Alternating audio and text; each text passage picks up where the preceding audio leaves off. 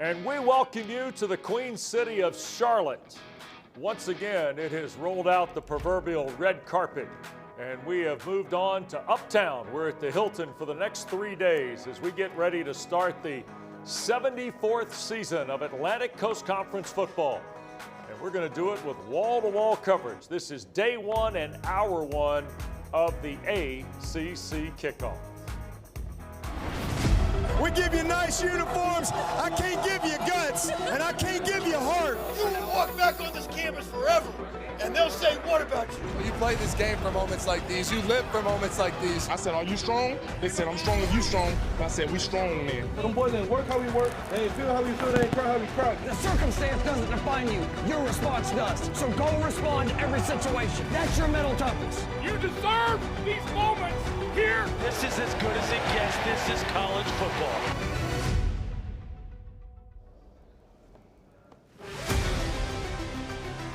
And we welcome you to our ACC Network set here at the Hilton in Uptown Charlotte, West Durham. Delighted to be with you this morning as we get ready to start the ACC Kickoff. Hokie Hall of Famer Eddie Royal is here.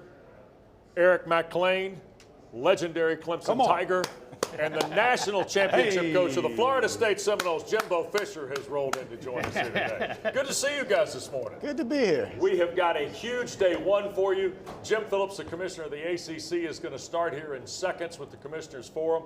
And then David Hale and Andrea Adelson will be back behind me on the other side of that. We'll talk about what the commissioner said. Darian Mensah will be here in this first hour. Mario Cristobal also before lunchtime. I mean, it's a big day already here at the ACC. It's a huge day. And guess what? Everybody's undefeated. Everybody's excited. And in a good mood, here, and right? everybody's in a good mood. It's literally one of my favorite things that we do just because, you know, everybody's relaxed. You know, and this is a little bit early this year, too. So we've got some time before we really get this thing cranked up. But everybody's feeling good, Eddie. Yeah, Jimbo, coaches are relaxed. That's for sure. They are, and everything's good. And well, here's what coaches are. Coaches are like ducks. On top, everything's calm. Underneath, them feet are going 1,000 miles an hour. Your mind's rolling. Everything you say today, you're saying, yeah, but this. As soon as you say something good, you go, if these three things happen. Right. You know what I mean? And there's so many worries. So up top, you got to present it. It's talking season. And I'm gonna tell you, talking. People look at it to a player and a coach internally. It's huge. It's huge, man, because it's either talk or it's belief. There's a difference. That's what I want to see, Coach. Who has confidence or who's just saying it to say it? Exactly. You know, because when you're up here and it's live and in person, we can tell. Yeah. Maybe not on camera, but we'll get a sense of it. And you know, it's funny. We see all the guys walking around before we get going here and saw C.J. Bailey, and he's like, I'm excited to get over there. You know, so they understand the moment and that they get to be representatives of their team, get to come hang out with Jimbo Fisher and talk some football. So life is good. Life is good. The guys have been here before. That's I mean, right. they do. I mean, it's going to be an interesting year. This year is as wild to me as any I've been around in a while. I think you have Miami, which we all know is good, and then I think you've got the Wild Wild West with some really good football teams and some first-year coaches that can put their footprint in this league right off the bat. And then I want to see the young guys, the young quarterbacks, the JKS, the Mason Heinschels. I want to see how they handle themselves, not only on the field, but in this environment with the media. No doubt. Can you represent your team the right way? Well, we know that Miami is the heavy preseason favorite to win the Atlantic Coast Conference. The Canes will be part of today's production here in Uptown Charlotte. But we start with the fifth commissioner of the Atlantic Coast Conference. Here's Jim Phillips and the Commissioners Forum.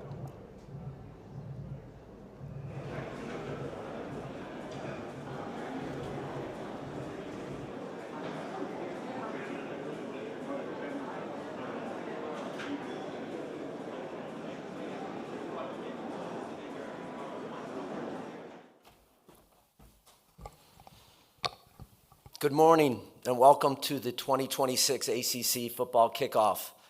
It's wonderful to see so many familiar faces here in Charlotte from our schools, media, television and corporate partners, bowl partners, and the many friends and stakeholders who support the ACC throughout the year. We deeply value each of you and recognize there are many demands on your time, so please know that I do not take your attendance for granted. It's my hope you've enjoyed a great summer, and I'm glad we once again are together to celebrate the ACC and ACC football. I have to share a personal note.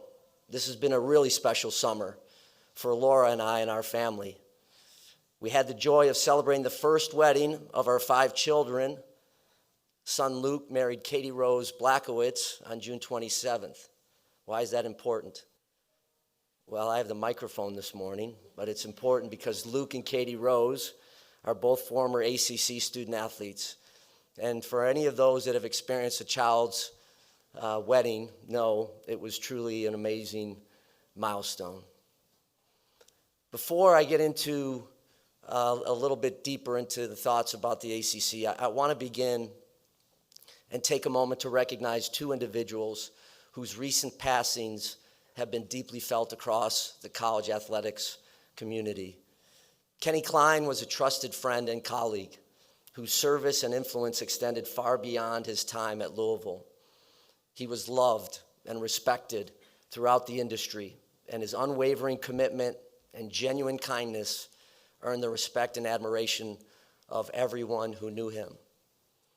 We also honor Dr. Terry Don Phillips, whose visionary leadership as Clemson's Director of Athletics helped shape one of the most successful eras in the university's history, and he left a lasting legacy across the ACC and beyond.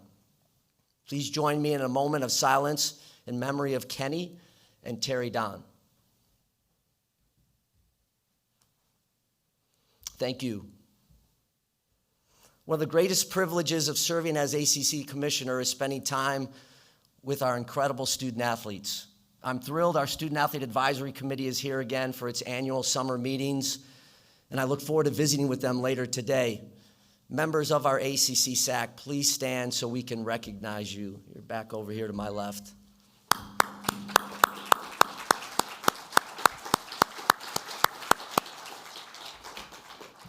Speaking of our student athletes, we're coming off another outstanding ACC Unity Tour in Washington, D.C.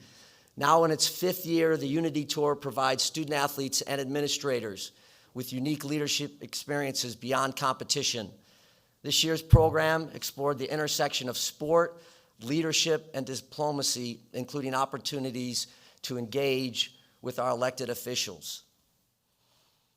Our annual kickoff is always filled with excitement for the football season, but it's also an opportunity to reflect on the past year, celebrate our accomplishments, share our vision for the future, and answer your questions.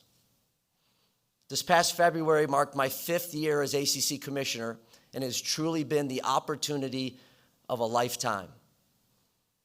I remain incredibly grateful for the trust and confidence of our presidents and chancellors have placed in me, and I'm humbled to serve our 18 world-class institutions who make the ACC unlike any other conference. As I prepared for today, I found myself reflecting not only on the accomplishments of the past year, but on what we've achieved as a league over the last 5 years. I'm proud of how the ACC has navigated one of the industry's most transformative eras, staying true to our values, embracing change, positioning our conference for continued success, and strengthening our position as a national leader. Today, I can confidently say the Atlantic Coast Conference enters the 2026-27 academic year from a position of tremendous strength. Our conference is thriving athletically, we're thriving academically, we're thriving financially, and we are leading nationally during one of the most consequential periods in the history of college sports. During the past academic year, 14 different ACC institutions captured conference championships. Our teams won 7 national championships, while 8 additional ACC programs finished as the national runners-up, including Miami's run to the CFP National Championship game. Over the last 5 years, ACC programs have captured 36 NCAA team championships in conference-sponsored sports, the highest 5-year total in our 73-year history. Across football, basketball, and our Olympic sports, the ACC sets the standard for competitive excellence. The success is most recently reflected in the final Learfield Directors' Cup standings, where 3 of the top 5, 6 of the top 25, and every one of our 18 schools ranked among the nation's top 90. It's a testament to the depth and consistency that defines the ACC. And with the world's attention focused on a different kind of football this summer, FIFA's World Cup, it's worth recognizing another example of ACC's excellence on the global stage. 6 campuses are located in FIFA World Cup host cities, and 8 former ACC student athletes, more than double from any other conference, are representing their countries. It's a fitting reflection of the conferences whose current programs have combined to win 12 national championships in the last 10 years, 7 on the women's side, 5 on the men's. While our competitive achievements reinforce the ACC's place among nations' elite, academics remain a clear point of differentiation. For the 19th consecutive year, ACC leads all conferences with the best average ranking in the U.S. News and World Report Best Colleges. Our student athletes are graduating at an extraordinary pace, with a graduation success rate of 94% and setting the standard nationally for academic achievement. You've heard me talk about these accomplishments before, but behind these numbers, there are young people earning life-changing degrees.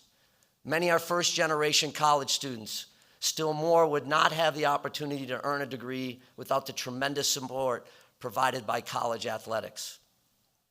As our industry continues to evolve, we must never lose sight of the student and student athlete. That commitment to excellence in both academics and athletics is what makes the collegiate model so special. Beyond our success in competition in the classroom, our strength is equally reflected in our business portfolio.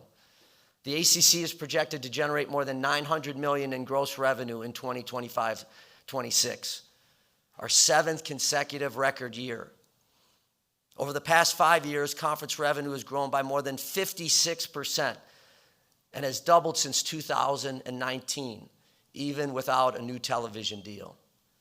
Average member distributions continue to reach new heights, and the ACC remains one of the top 3 highest revenue-generating conferences in the country. These results didn't happen by accident.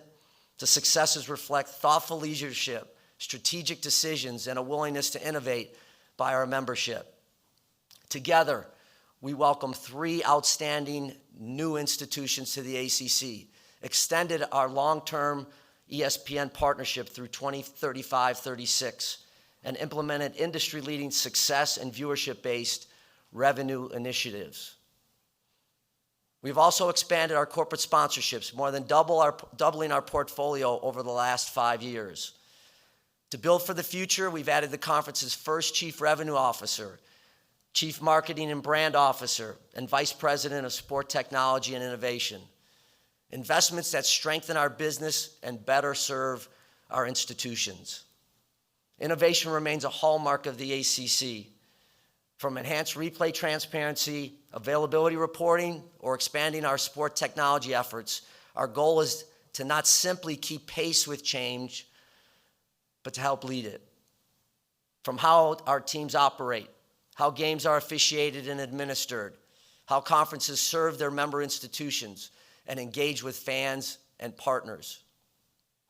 We'll continue investing in technology and solutions that strengthen competitive integrity, improve operations, and enhance the student athlete and fan experience. Most importantly, we've achieved all of this without compromising what has always made the ACC exceptional.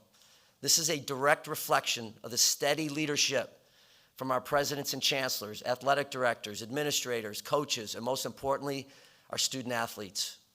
Together, we've positioned the ACC to enter this year with tremendous momentum and strength. Speaking of investment in sponsorship and innovation, I'm excited to announce, together with Disney and ESPN, the ACC has entered into a new multi-year partnership with ReliaQuest as the ACC's official cybersecurity sponsor. As the global leader in agentic AI-driven cybersecurity, ReliaQuest has built its reputation on preparation, innovation, and performance. This partnership reflects our commitment to aligning with innovative organizations that strengthen the ACC and help shape the future. We are proud to welcome founder and CEO Brian Murphy, not to be confused with our favorite media member from Raleigh, Brian Murphy, who is also an FSU alum, and a member of the university's Board of Trustees, and the entire ReliaQuest team, to the ACC family. As the ACC continues its upward trajectory, we also have a responsibility to remain industry leaders during this period of unprecedented change.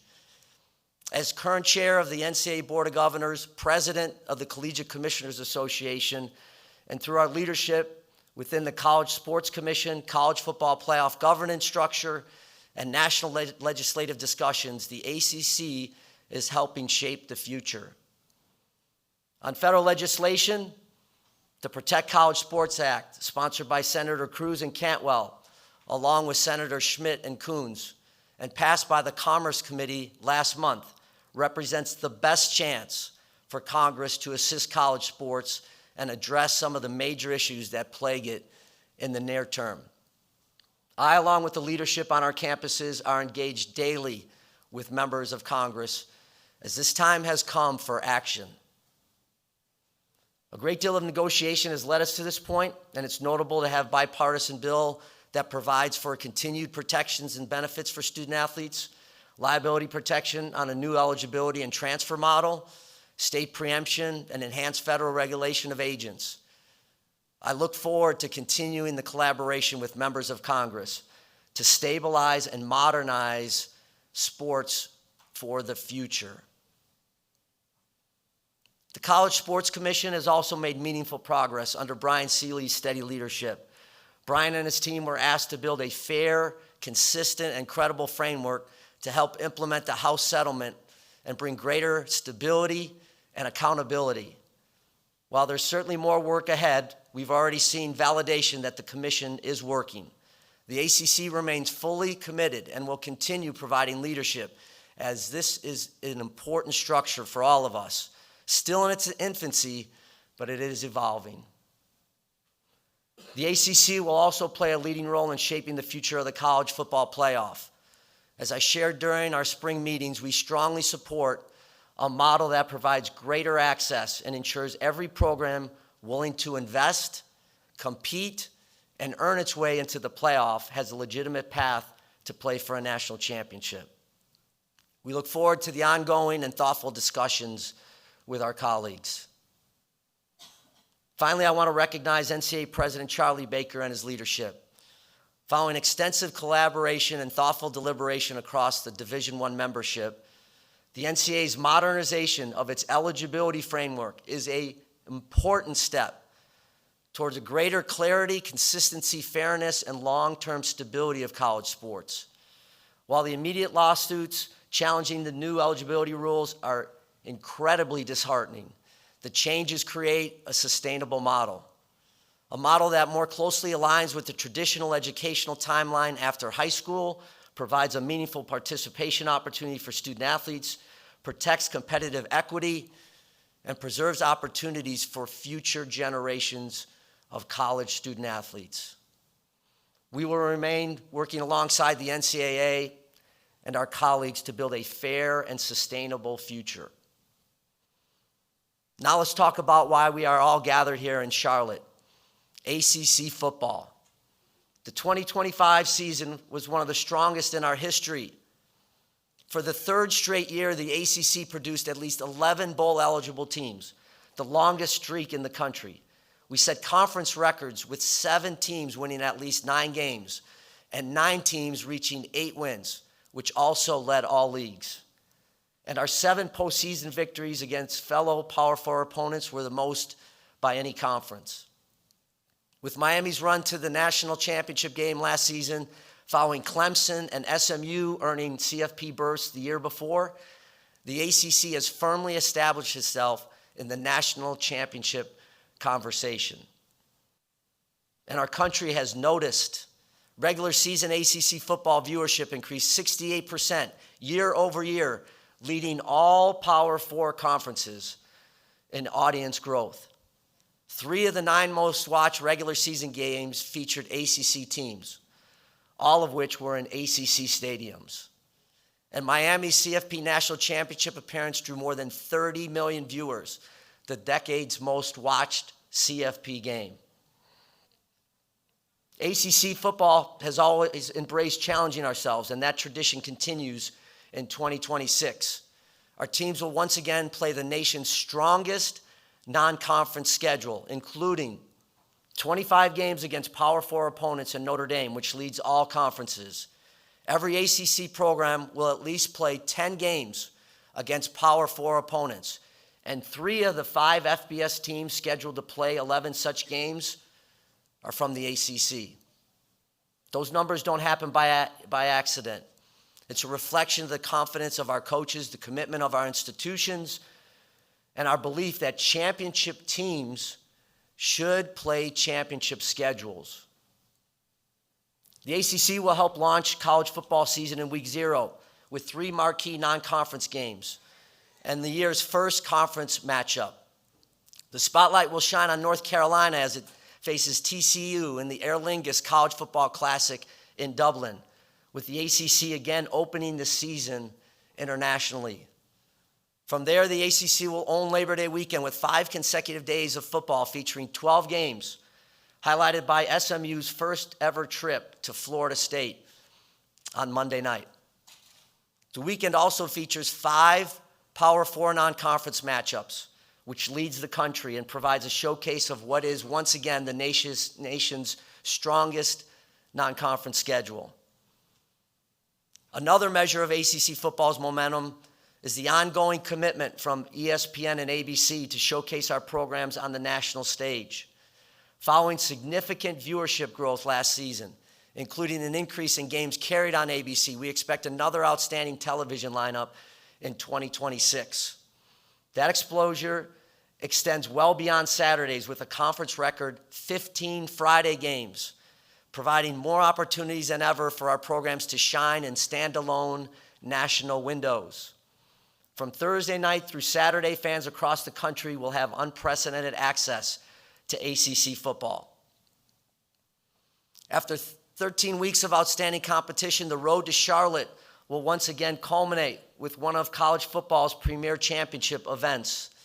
On Saturday, December 5th, our top 2 teams will meet at Bank of America Stadium for the ACC Football Championship.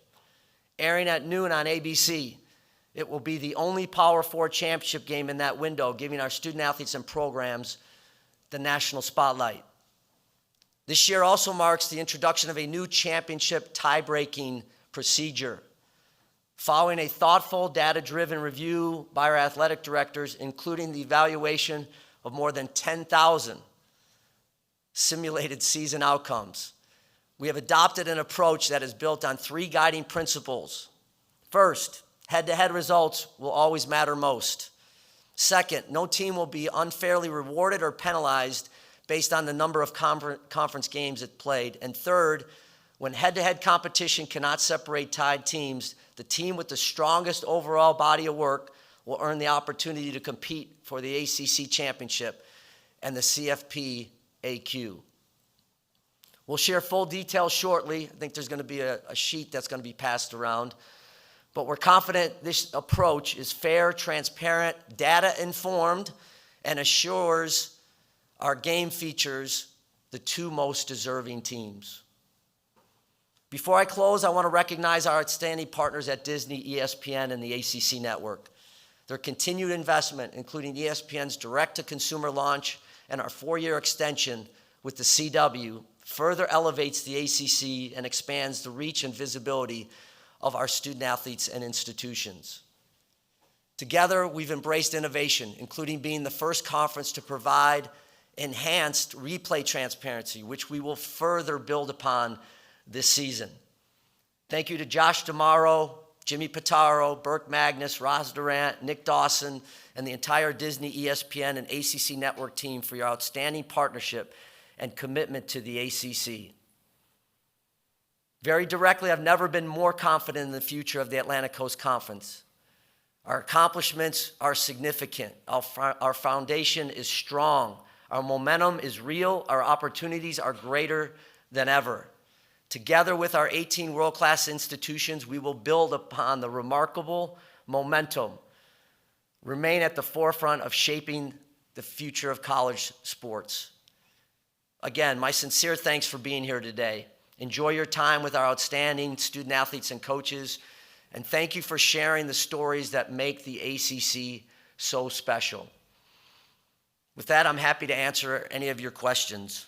And if you could, please tell me who you are, because I can hardly see anybody from up here right now. So. All right, we are going to take questions now. Thank you, Commissioner. We have about 20 minutes to make that happen. We'll get to as many people as possible. We do have our microphone holders on either side here. We're going to start in the third row, in the middle aisle.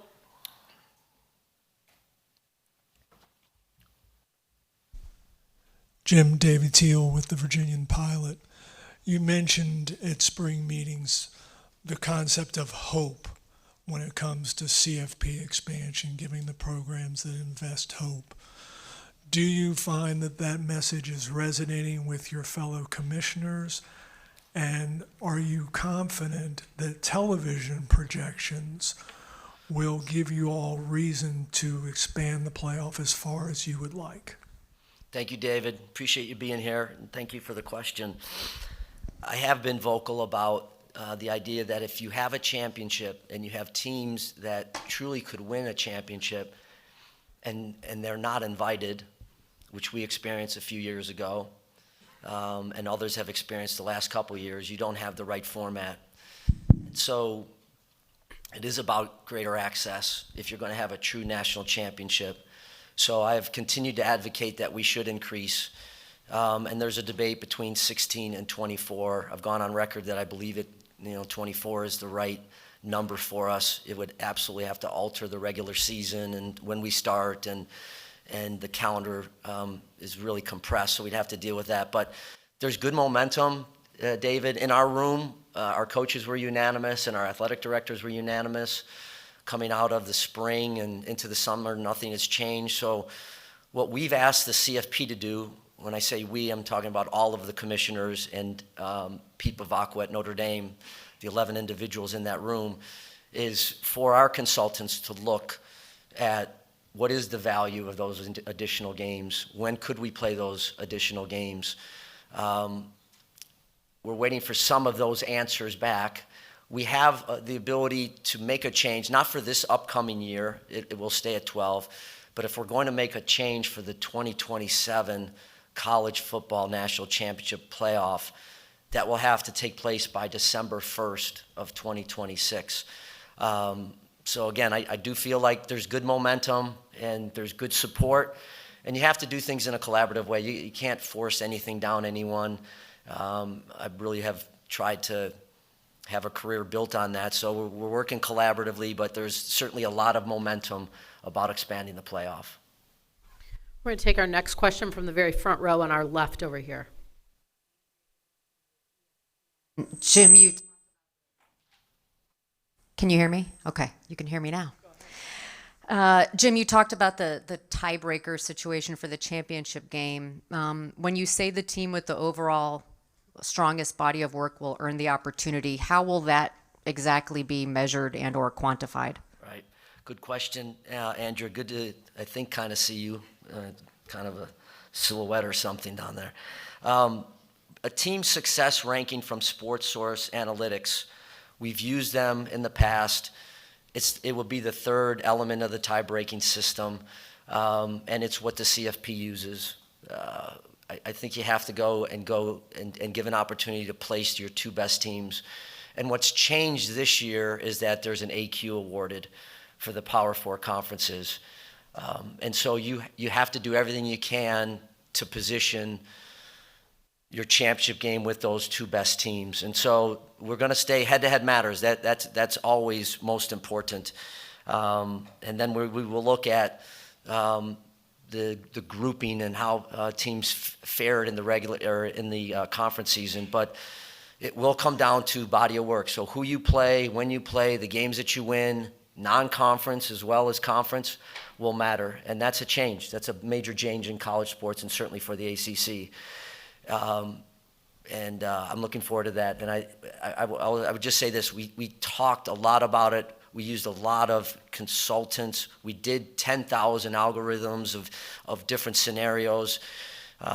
It warranted that kind of time and commitment so that we can position ourselves to put those two best ACC teams forward. And, our schedule's not perfect coming up this year because we're going into that transition period where we're going to 9 games, and we have an uneven number of teams in the conference, and so 12 of our schools will play 9 conference games, 5 of our schools will play 8, everyone will play 10 Power 4 games, so there's some balance there. So we'll continue to watch how this thing goes, but I feel incredibly strong that we have gotten to the right place with unanimity from our membership on what this new tie-breaking policy states. Thanks for the question, Andrea. Take our next question right down here in the very front. Jim, Dan Tortora, Wake Up Call, DT.com. You mentioned about looking at the fact that this is a conference that's staying true to their values while embracing change. How do you balance the two with so many things changing in collegiate athletics over the last few years to stay who you are, but also be prepared for everything that's come with the transfer portal, with obviously realignment that's happened, the college football playoff expansion? How do you balance the two? Yeah. Well, this is a proud 73-year-old league, and I know what matters to the presidents and chancellors at the ACC, and it really is still about academics and athletics in that order. And so certain things I think are forever as it relates to the ACC, and that I very much value. But the industry has changed, and the league has had to change along with that. I think you end up staying true to who you are. Everyone's trying to see around the corner of where college athletics is going, but nobody can truly predict that. But fundamentally, it's about our student athletes. It's about competition at the highest level. It's about providing resources and telling our story with our network. But I like what we've done. I like what we've done with our staff and some of the new hires. I really like what we did with the transparency on replay. You'll see more of that this year. So the ACC, just like college sports, continues to evolve no matter how long these organizations have been around. The guiding North Star for all of us across our 18 campuses are those 12,200 student athletes, and trying to do right by them, trying to give them the best experience that we can. And I hope that we're continuing to do that each and every day. We're going to go over here. Thanks for your question. Third row to the more veteran Fowler. Scott, hey, Commissioner, Scott Fowler from the Charlotte Observer. NC State and Virginia, the moving of that game from Brazil to Charlottesville at a relatively late date. I know there were releases put on it, but what light can you shed on why that really happened? Well, a few things, Scott. It's great to have you here as well. Hope Chappell's behaving himself. But I can just speak during the 5 years that I've been so privileged to be in this role. We have tried to broaden our reach.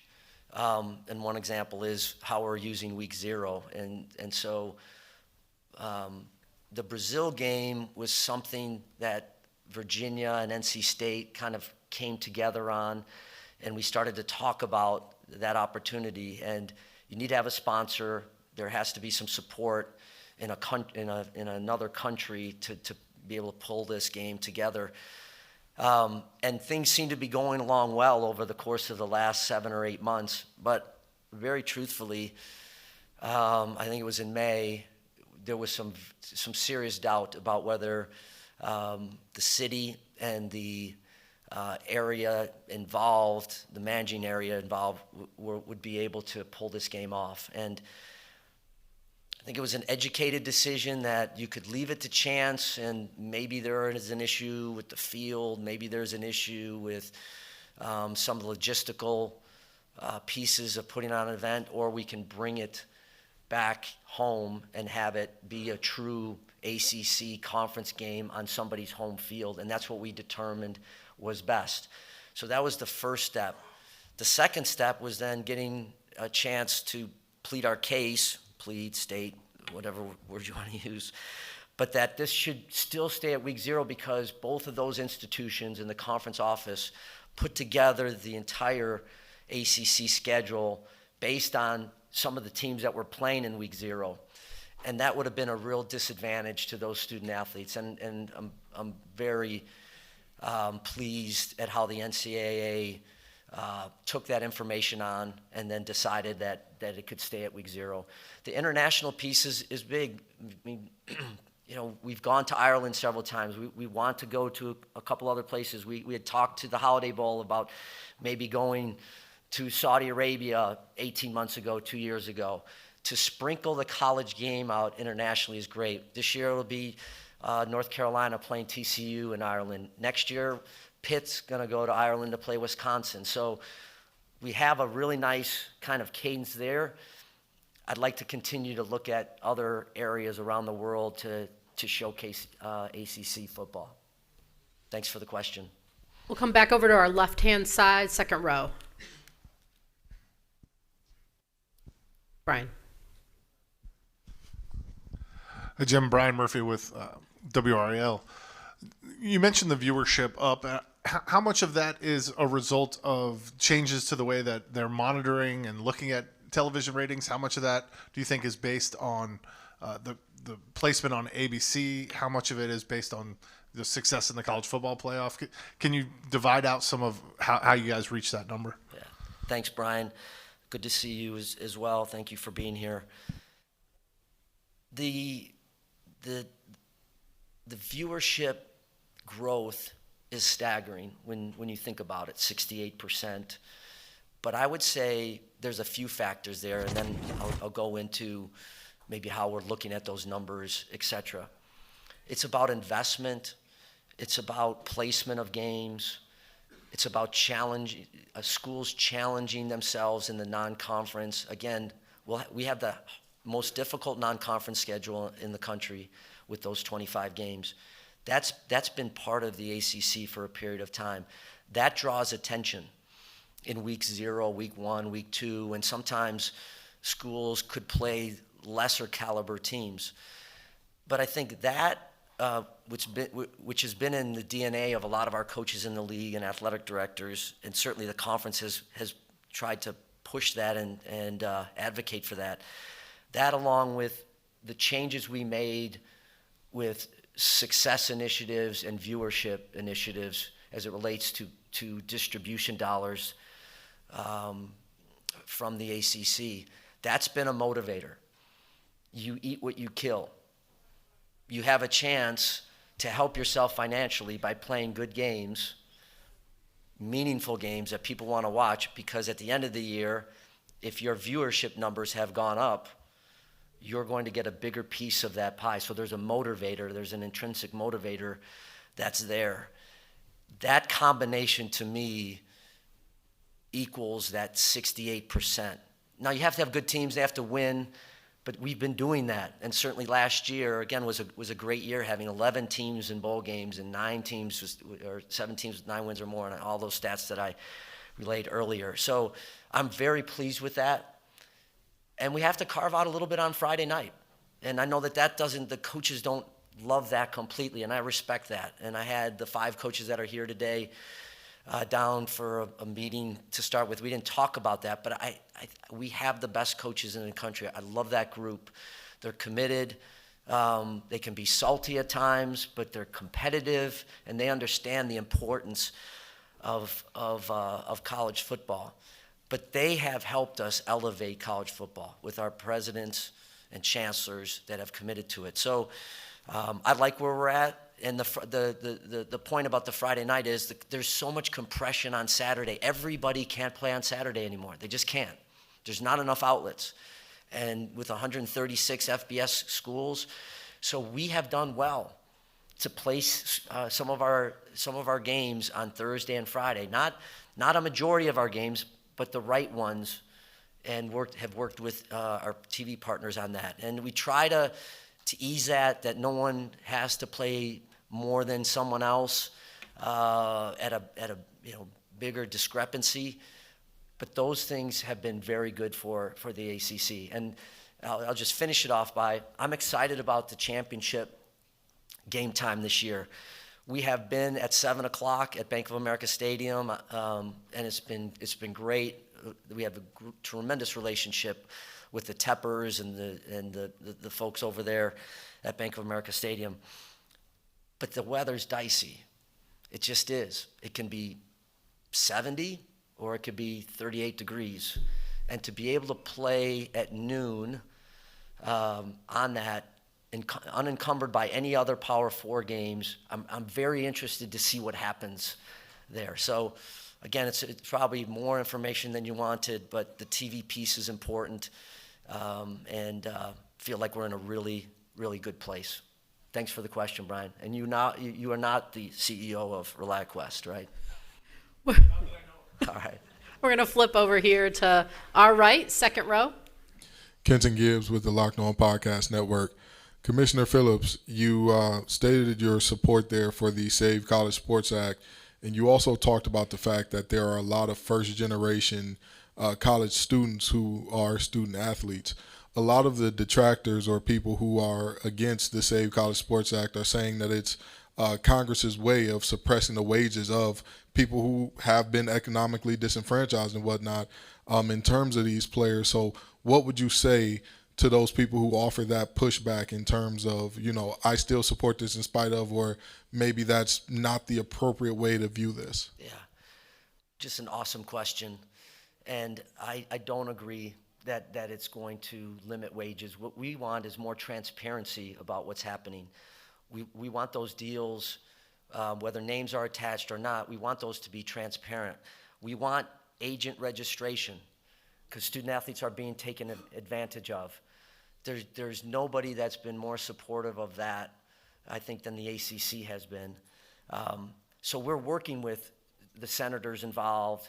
We're working with our historically black colleges and commissioners and across the board because that can't be the outcome. That's not the goal of the Protect College Sports Act. It's a chance to stabilize the future of college athletics, and a major part of that is making sure that student athletes are compensated, not getting ripped off by agents. It's also a reaffirmation of the benefits that student athletes get going to school, housing, books, meals, all of the intangible areas that there's a real value on, and allows student athletes to have those kinds of experiences. So we're making progress, and we have to continue to educate and bring along some of those detractors, because even the commissioners are a little bit at odds over some of the pieces of this particular act. That outcome needs to be, again, one in which there's great transparency about what's happening and how this benefits student athletes financially and other ways. Really appreciate that question. I'm going to come over here to our left, third row, Josh. Josh Graham, Westwood One Sports. Jim, in Amelia Island, you were speaking about Clemson Ole Miss and specifically said that there need to be repercussions for improper behavior when it comes to tampering. Obviously, a noteworthy situation with your conference champion and conference or national runner-up. What steps has the conference taken in trying to handle tampering? What steps can you take? Yeah. Thanks, Josh. Good to see you. And just by the way, the Cubs beat the Orioles 2 out of 3 recently, okay? Just so every year I remind you of that. And every year it's the same statement. The Cubs beat the Orioles, either swept them or beat them 2 out of 3. Anyways, the tampering is serious. And whether it's in the league or nationally, those accusations those are serious things that people are looking at and certainly have to be dealt with. What I would say is, between the College Sports Commission and the NCAA, we have to have support for them to do the work that they're capable of doing in order to hold schools, institutions, and coaches accountable. And the best way to hold people accountable is for others to bring forward those types of situations and cases and specific information about what has happened with a particular student athlete or a particular instance. And so what I think there's frustration of, which I completely understand, but part of this is when you have several impediments right now with legal cases and people going to judges and some conversation about the clarity in some of the rules, it's allowing people to play in the margins. And so we have to, as we modernize college sports, we have to make sure that we are supporting and imploring the CSC and the NCAA enforcement group to do their job. What's sad about what I see with some of the tampering that's going on is that there's a failure to have restraint in college sports like I've never seen before. Tampering, expenditures, how we don't maybe work together collaboratively as much as we should, and that has to change. It just has to. So again, I can't emphasize enough. Individuals that have information about tampering need to continue to come forward on that, and then there has to be consequences. And until there's consequences, then we'll get similar behavior. We're going to continue. Thanks for the question, Josh. We're going to continue with our questions, making every effort to get to as many as we can. We'll go over here next against the wall on our right side. Morning, Jim. David Hale with ESPN. You alluded to this a little bit in one of your previous answers, but obviously you and your fellow commissioners have spent countless hours in D.C. pushing for federal legislation. Senators Cruz and Cantwell have put forth this legislation, and pretty quickly after that, the SEC and Big Ten have come out against it based on language in there that probably does not benefit them in the way that they would like. How confident are you that you can get to some unanimity behind any sort of legislation among the conferences? And along those lines, the SEC in particular there's been rumblings about, we'll have self-governance instead, or we'll take our ball and go home. Is there a concern that the two other conferences could just go and do their own thing? So what I would say there, David, I'm still optimistic that we can get something done in Congress. I am. When you look at the bill, 127 pages or so, I think we're in lockstep with about 90 of those pages. So there are some specifics, areas that we don't have alignment in. But you got to work together. You got to collaborate. You got to get to a happy medium. Maybe it's not perfect for either side, but you get to the middle ground that at the end will absolutely help stabilize college sports. And we have a responsibility to do that as commissioners. We just do. We have certainly, first and foremost, a responsibility to our own schools. But then you have a responsibility to the greater good and the sustainability of college sports. And I know that my fellow commissioners feel the same way. So we're getting closer. Yesterday I had a chance to be on a call with Senators Cantwell and Cruz, and we're making some more ground with not only conferences but overall on both sides of the aisle. So I remain hopeful, and I still remain confident that we can get something done. Because if we don't, then that's all on us. That's our fault. It just is. Because we're supposed to be the stewards of this thing called college sports. And whatever that looks like, however long we're in these roles, you want it to look better when you leave than when you first started. And you have a responsibility to 550,000 young men and women that access higher education, and it's made affordable by coming through college sports. As far as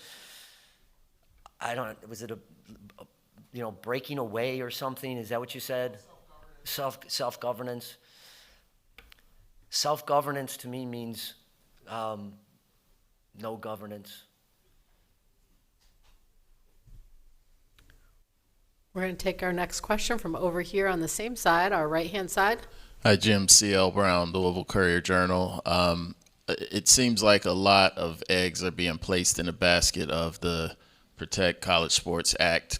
What's kind of the contingency plan if it does not get passed? Is it getting more legislation, like gathering yourselves to try and get somebody else to sponsor a bill and just approach it differently? Is it potentially collective bargaining, or what are kind of the other things being thrown around? Yeah, good to see you, CL. And I know you had a nice friendship with Kenny, so I was thinking about you and thinking about the Louisville community and all that Kenny has meant. But I'm glad to see you here. So this is our last hope relative to getting some help from Congress. And I don't know that I could share, what does that look like beyond if we're not able to get some help there, because I don't think anybody wants to go in that direction just yet, because we are truthfully working as hard as we can to make this thing work. Because I don't know how much more disrupted college sports could be, but we would enter that ecosystem if we can't get something done. Thank you. Take our next question over here, third row, Mark.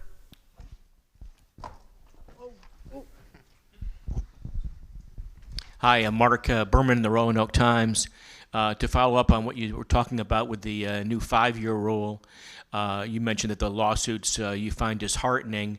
How concerned are you that those could really throw a monkey wrench into things this summer? And also, long term, obviously that 5-year rule is good for college athletes, giving them a 5th year to play. But how troubled are you that all the high school athletes in the future, they're going to probably have less access to roster spots because of kids sticking around for a 5th year? Yeah, good to see you, Mark. Common sense, to me, is something that we could all use a little bit more of, including the commissioner.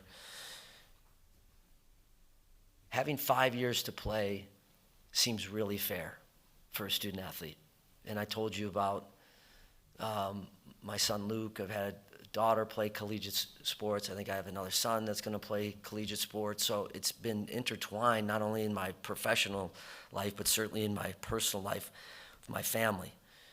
5 years, beginning on your 19th birthday, allowing you to play till 24 now, where the old model really was an 18 to 22-year-old window. That has to be upheld. That has to be the foundational piece of how we move forward from an eligibility standpoint. It's never been more attractive to be a student athlete. It certainly has never been, I think, more difficult at times. The challenge of the rigors of going to school, getting a really good degree from an ACC institution, the pressures that the student athletes feel of competing at a high level. There's NIL dollars involved for some of them, a majority of them, few of them, just depending on what subset you're looking at. They're smart. They're really smart. Why would you not want to wait around a little bit and stay in school a little bit longer? If you can get another degree, an undergraduate degree, and a master's and have it paid for, have all of the services that you could ever want at a particular school. Unlike any time in their life, no matter how rich they are or successful they are, they'll never have 500 people in the athletic department willing to do anything for them. And they're able to make some money. Like, that's a good thing. Why would you want to leave? But what it's unfair to is the group of student athletes that are trying to access higher education, i.e. high school students. So you have to have some common sense to this thing. It can't be a situation where a student athlete comes in and they have an unlimited amount of time.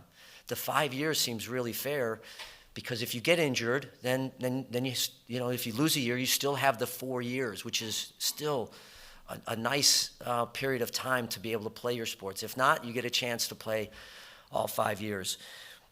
Where there's trouble in the system is if you don't like the NCAA ruling or a conference ruling that you're ineligible to play because you've exhausted that eligibility, you've played too much, or whatever the circumstances are, you just go to the local courthouse in whatever community that school is, it's going to be hard for a judge to not take the side of a student athlete, an 18, 19, 20, 22-year-old. I get it. But that becomes a problem. And so if we can get this piece of legislation that would codify that 19 years and 24, and we think we can even do it without this piece of legislation, but we'll see if it holds up in court, that would help us. That would help us. It will take care of the current student athletes, but it'll allow the passage of these young kids in high school that want to do the same thing that our current student athletes and student athletes that have graduated have been able to do. So I'm big on that. And we'll have exceptions. I mean, if you go on a Mormon mission, you have religious exceptions, pregnancy, military duty, you have to have a few exceptions, but it needs to be as outlined and as clear as possible so there is no misinterpretations. And I don't blame a student athlete for wanting to get another year of eligibility no matter what circumstances. But as it's done in our conference, sometimes you have to go against that, which hurt. I don't like that. I don't like going against student athletes, but I did in the springtime with one of our student athletes because I just didn't feel like another year of eligibility was appropriate. Take our next question here on the right in the middle. Thomas Christopher of the League Winners. There's provisions in the PCSA about, essentially freezing realignment. What's the ACC's thoughts on that? And are there any type of plans in place for not just retention of your current members, but a potential growth within the conference? Tell me your first name again. Thomas. Thomas. Good to see you, Thomas. Appreciate the question. Here's what I would say very directly, and I've said this multiple times. I've always wanted this conference to be a place where schools want to be, not that they have to be. So I'll leave it at that. I feel very good about what we've done over the course of the last 5.5 years. We strengthened ourselves, during that time of movement, conference expansion with 3 great schools and 2 new markets. And so, again, I want people to want to be in the ACC, not forced to be in the ACC. We're going to take our last question right over here from the right. Jim, Aaron Beard with the AP. You've referenced enhancing the replay review that you guys let viewers listen in on last year. I'm curious what that means when you talk about building on it. Is that just sheer volume of more games? Is there something else you can do with technology to pull back the curtain, so to speak? Well, you'll have to watch and find out. I would say we're going to be doing a lot of the same things. We got, I think, a couple new elements to it, but it's really about volume and having more of our games be administered that way, which I think is so. I think it's cool as just a flat-out sports fan to see how those decisions are made, and just really proud that we took that step. And I think a couple other conferences are going to do it. The one place that I have never stepped foot in, and I'll never step foot in, is that replay booth during any of our games. But I'd love to sometime, but I'm not going to do that as commissioner, because it just captures you. You want to hear what's happening, why that decision on the field is either going to be upheld or overturned. I hope we can have maybe even a few more camera angles that'll help us, because we want to get it right, and I am looking forward to it. But I do want you to watch. I want you to watch more often. So appreciate this group. Again, thank you for being here. I know I'll see a bunch of you throughout the next 3 days. I know you could be at a lot of places right now, especially in the middle of summer. There's a lot going on. But I really, really am grateful that you showed up here at the 2026 ACC Football Kickoff. Thank you.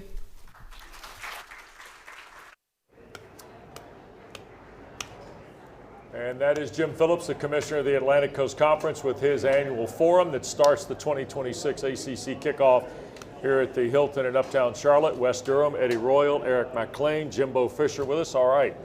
Commissioner got to the tiebreaker. Jim, what are you thinking? Huh? We got 2 pages to prove it. I got part of it. Okay. But the problem is when you get to 3. And that's what happened with us last year. I mean, that's where all that gets confusing. And when you got all these teams in these leagues, and you're still only playing 8 and 9 conference games. This is going to happen. You can write it down, you can bank it, you can book it. And to me, that's, as a coach, I hate that.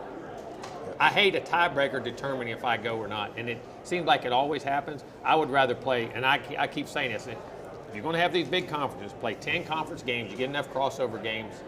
Each league is across the country, not just the ACC, and you eliminate some of these problems. You always got to have a plan for it, but those tiebreakers are tough. I think it's a better answer than it was a year ago, right?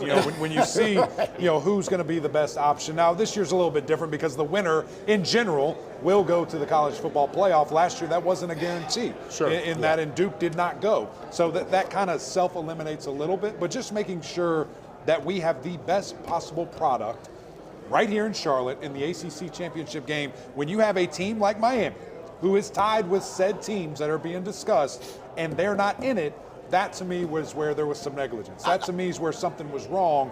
That seems to be fixed with this. Yeah, it feels like they fixed it because last year was a little bit embarrassing for us to not have Miami in that ACC championship When they're game. tied. They're tied with the other team. Yeah, and that's got resolved in the head-to-head matter. So on the field, that's so important, but then it goes to analytics so quick. And then the team success rankings, like that's going to matter so much. And you're just like, you hate analytics being involved in it. You just wish that it's all decided on the field. But after that, it's almost like if football doesn't figure it out, then the formula will. So we have some answers. It's going to be clear-cut answers, not like last year. They're trying to work for it and get it. But I understand something, guys. This isn't the first time this has happened. Remember this. Alabama won 2 national championships and never even played in the conference championship game. Correct. This was back when you only had 2 teams going. So this isn't a new problem. Yeah. They got 2 national championships and never even won their division. Right. Yeah. Let alone played in the conference championship game. So I mean, this is always going to happen. But I don't know. It just go play some more games. Go head to head. I knew Jimbo was going to schedule more games. I knew somewhere the guy who used to coach make more wanted money. more games. Let's get it head to head and find out what's going on. Yeah, who cares about the words? Just get our best teams in that All game. right. Exactly. All right. Here's where we stand. We've got a very busy 10 o'clock hour coming up for you here on ACC Network. There's going to be plenty to do. Darian Mensah is going to be on this set at 10:30. Mark Fletcher at 11 o'clock. Mohamed Toure also here. Then Florida State, Ashton Daniels, Deuce Robinson, Jabril Rawls, also all scheduled to be here before lunch. I mean, we are off and running in uptown Charlotte. And so, but when we come back, the co-host of Inside Access will be here. In the room, David Hale and Andrea Adelson will be here to talk about the comments of Jim Phillips and also tell us about their season debut of Inside Access when ACC Network's coverage of ACC Kickoff continues from uptown Charlotte.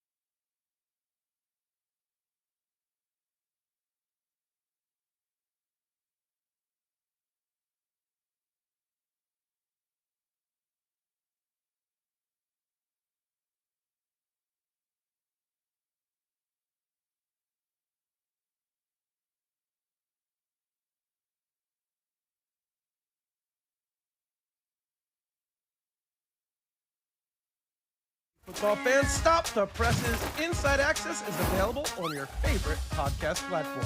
That's right. We're your hosts, Andrea Adelson and David Hale, ESPN writers with over 30 years experience covering the ACC and friends for what feels like forever. That's a long time. But now we are going to bring all of that insider knowledge straight to your ears and any other parts willing to listen. From breaking news to exclusive interviews, you can expect deep dives that make you feel like you're in the locker room with your favorite ACC team. Plus, a few laughs along the way and some friendly or perhaps not so friendly banter. So whether you're a diehard fan or just love the game, join us every week on Inside Out.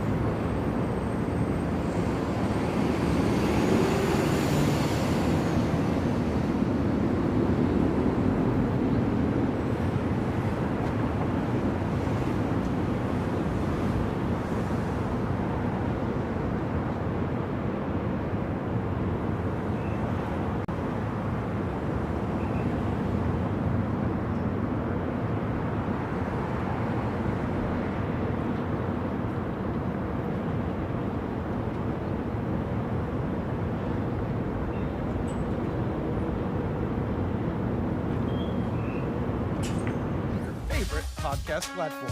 That's right. We're your hosts, Andrea Adelson and David Hale, ESPN writers with over 30 years experience covering the ACC and friends for what feels like forever. That's a long time. But now we are going to bring all of that insider knowledge straight to your ears and any other parts willing to listen. From breaking news to exclusive interviews, you can expect deep dives that make you feel like you're in the locker room with your favorite ACC team. Plus, a few laughs along the way and some friendly or perhaps not so friendly banter. So whether you're a diehard fan or just love the game, join us every week on Inside Access. Because football, well, it's better with friends. Oh, and we're so happy to tell you that Inside Access is back for another award-winning season. The season premiere of this year's Inside Access is August 27th. And look who's on the set, kids. Well, I don't know, but you're future award winners, right? Welcome back to the ACC Kickoff. We're in Uptown Charlotte. Here's we're underway with Andrea Adelson and David Hale. You may recognize David from a Buc-ee's, Andrea from skydiving. We welcome you back. You guys sat in the room, participants in Jim Phillips Commissioner's Forum. What were your initial takeaways, Andrea? Well, it's good they have the tiebreaker clarified headed into this season, and it was really good to hear Jim Phillips say we have to make sure we have our two best teams playing in Charlotte. We know what happened last year with Duke getting the tiebreaker over Miami, a lot of consternation about that. But also when you start moving to a schedule where you're going to have some teams playing 9 conference games, some playing 8, it's good that's clarified. I was a little surprised it wasn't a CFP ranking as one of the tiebreakers, but they use Sports Source Analytics, which the CFP uses. Yeah. David? And part of that, too, I mean, the timing of it, if you're going into championship week, the committee doesn't announce its rankings until Tuesday. You need to know your participants before that, obviously. Look, it makes a ton of sense. And again, particularly as you talk about the imbalanced schedules. But the other thing, and Jim Phillips noted this, and I think a lot of people have glossed over, is this is going to be the first year in which every Power 4 league gets an automatic championship bid. Right. And the other leagues, as much as the ACC, do not want to see one of those bids going to a team that really is not a playoff caliber team. And you can argue about whether Duke could have won a game or two in the playoff last year or not, but they had lost games and probably didn't deserve to have a playoff spot. So that's big. You know, the other big takeaway that I had was just Jim Phillips continues to be, in my argument, the voice of reason in all of this stuff that we're doing, talking about the need for restraint among schools and conferences in terms of tampering, in terms of expenditures, in terms of just working together. I think it's, you know, he was pointed in saying that, you know, the idea of self-governance is no governance, which is, I thought, a very strong and important statement that, like, y'all have been going to Washington and begging these people for a bill for years. They give you a bill, and within like 24 hours, 2 leagues are, we don't want that because it's not exactly what we need. Jim Phillips, to me, is the voice of reason, and like, it is on us to do something good for the sport of college football and the industry of college sports. And we can't always be doing the most selfish, self-interested thing. I thought it was interesting. He did add, by the way, in his last comment, if we don't get it done, then it's on us. Exactly. And we are responsible, talking about he and his colleagues, Andrew. Right. they haven't gotten it done. That's the thing. Like, why would anyone have any confidence that these guys can get into a room and say, let's do this for the greater good? They're having to go to Congress to do that, which doesn't make sense to a lot of people. Like, wait, hold on. You got yourselves into this mess. Now you can't fix the mess you all have created. You need help. But if that help doesn't come through, they're going to try and fix it? Yeah. Nobody sees how that's even possible. Yeah. And look, I think Jim gets knocked for this sometimes, but he's so right in saying, like, you can't always have your cake and eat it too. Everything cannot be exactly how you want it. There is going to have to be some, if you look at professional sports, and everybody wants to say college is becoming more like the pros.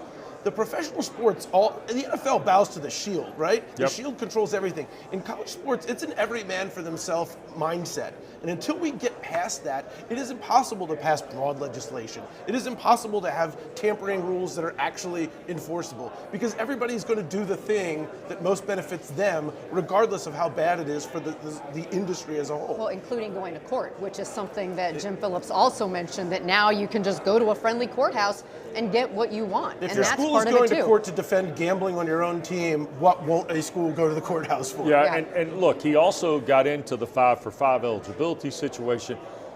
To no one's surprise, he reaffirmed the ACC's position on the 2014 college football playoff, at least that proposed plan. It feels like the ACC is trying to move the needle toward that, as did Brett Yormark last week in Dallas at the Big 12 meetings. We all know the SEC and Big 12 may feel differently about that. I don't think there was any news broken there, at least in that position, right? No, when we all know how the ACC feels, this is something Jim Phillips said back in the spring. The coaches are unanimous. They want more access. They want more teams to have that hope, as he talked about having an opportunity to play in the postseason. It's just the SEC is a holdout right now. Mhm. They aren't sure what this is going to look like in terms of not just the scheduling, but the financials, right? Like, what is the money going to look like if we move this forward in terms of payouts? Because this is what it's all been about, Wes. I mean, this is really, it doesn't matter if it's the playoff or any of these other topics we've been talking about. It's all about what is the money going to look like. And I don't know that there's clear answers on that. And somebody did ask Jim, and he didn't mention the specific financials of what all that's going to look like. I still think that's being worked out. Well, and I just was bashing Greg Sankey, but we'll hear his take on this next week at SEC Media Days.